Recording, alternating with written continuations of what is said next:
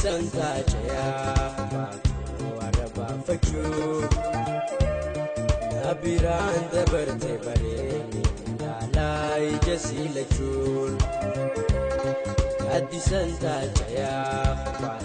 Waraba Fachu Nabiran the birthday Bareni Lalai Jasila Chul Yenyu Katate Sani Salam Angale namamu shaitana wainu mabareti maluma ratafe kadeuma wainu mabareti maluma ratafe kadeuma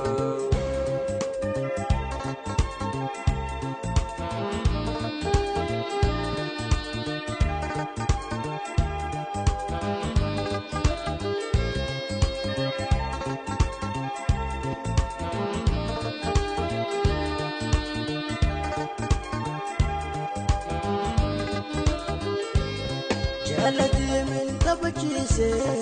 asawe siya se wai si udana inte me garana bade ya kashti ati suma nanjate ani khaysuma tumbushe azefatala itu shani jalala tumbushe azefatala itu shani jalala Khudran jalade sarke sitti bafade namote dilna lisin jifte kabrina jimsin anbe khudran jalade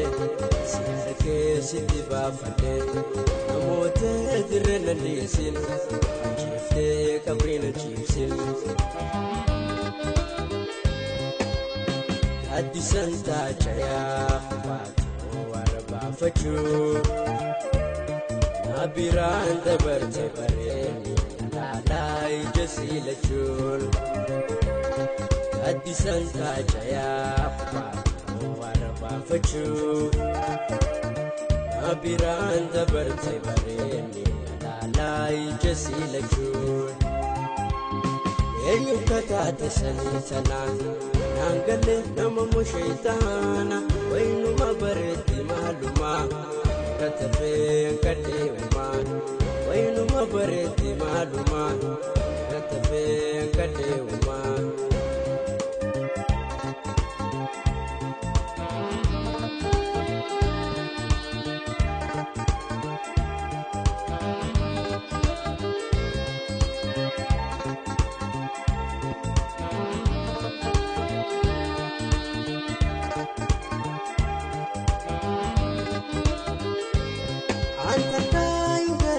Jana sawa fida gaituma chalachune turakoda gafachune damidama onne to turasifale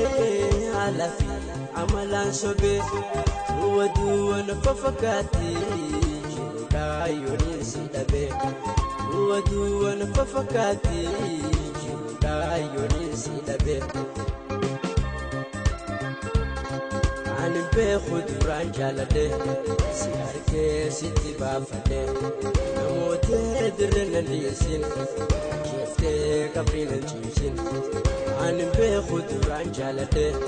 sarke sitti bafade namote dirna lisin jifte kabrina jimsin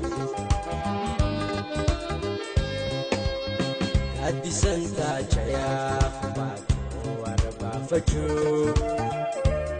Nabiran the birthday Bareni Lalai Jasila Chul Adi Santa Jaya Waraba Fachu